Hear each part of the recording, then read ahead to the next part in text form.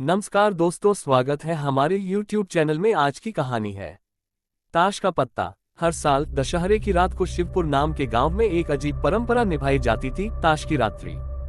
गांव के 4 सबसे बुजुर्ग लोग एक बंद कमरे में ताश खेलते थे और उस दौरान कोई भी उस कमरे के पास नहीं जाता था।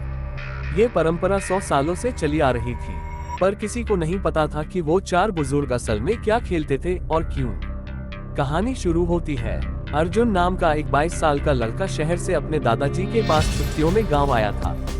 अर्जुन को रहस्यमयी चीजों में बहुत दिलचस्पी थी। उसने गांव के कुछ लोगों से ताश की रात्रि के बारे में सुना और उसमें छुपे रहस्य को जानने की ठानी। दशहरे की रात जब पूरा गांव रावण दहन में व्यस्त था, अर्जुन चुपचाप उस पुराने हवेली के पास पहुंचा जहां वो 4 बुजुर्ग ताश खेलते थे।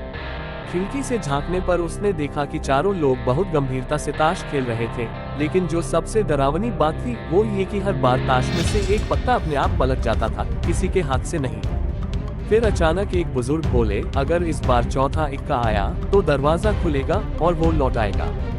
अर्जुन को कुछ समझ नहीं आया, लेकिन तभी चौथा इक्का पलटा, काले रंग का जलता हुआ इक्का, और तभी कमरे की दीवारें कांपने लगी। दरवाजे की कुंडी अपने आप खुल गई और एक भयंकर ठंडी हवा चारों तरफ फैल गई। बुजुर्ग चिल्लाए, रुक जा, तुझे नहीं आना चाहिए।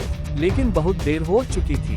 दरवाजे से एक धुंधली काली परछाई निकली, जिसकी आंखें लाल थी और चेहरा बिल्कुल धुंधला, जैसे वो कोई इंसान नहीं, परछाई का भूत हो। अर्जुन पीछे हटने लगा, लेकिन परछाई ने उसे देख लिया। तुमने मुझे फिर से जगा दिया। उसका गला इंसानी नहीं था, गूंजता हुआ, जैसे कई आत्माएं एक साथ बोल रही हो। अब सवाल ये है, वो चौथा इक्का किसका था? उस परछाई का रिश्ता उन 4 बुजुर्गों से क्या था, और अर्जुन को क्या इसकी सजा मिलेगी?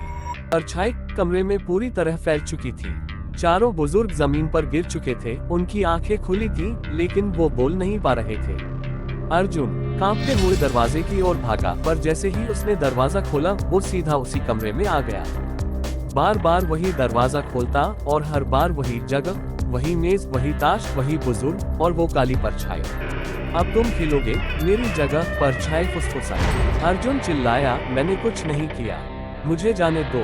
तुमने चौथा इक्का देखा है, अब तुम खेल का हिस्सा बन चुके हो। फिर परछाई एक ताश का पत्ता हवा में उड़ाकर उसके सामने लाई, एक काले इक्के की शक्ल में, लेकिन उल्टा।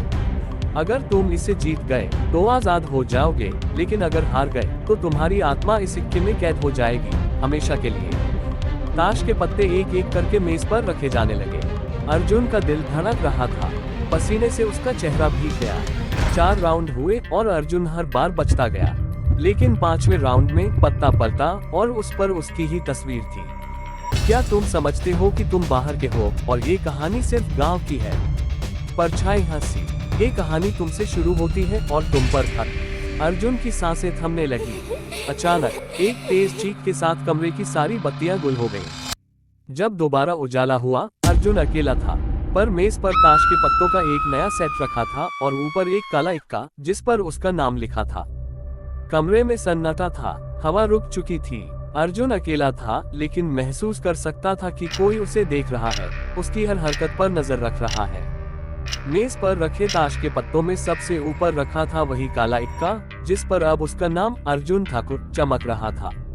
ठाकुर, अर्जुन फुसफुसाया, ये नाम तो मेरे दादाजी का था। तभी पीछे से एक जानी पहचानी आवाज आई, क्यों आया तू यहाँ अर्जुन? वो दादाजी थे, लेकिन उनकी आंखें काली थी और चेहरा वैसा ही था जैसे किसी ने राख से पोत दिया हो। दादाजी, अर्जुन कांपते हुए बोला, तुझे नहीं पता, ये खेल हमने शुरू नहीं किया था। ये एक यज्ञ था, अधूरा, शापित। हम चारों बुजुर्ग कभी इंसान नहीं थे, हम ताश के रखवाले थे। ये ताश नहीं, यंत्र है। हर पत्ता एक आत्मा है और हर इक्का एक बलिदान। अब तेरा समय है अर्जुन, खेल खत्म करना होगा, वरना तू भी ताश बन जाएगा।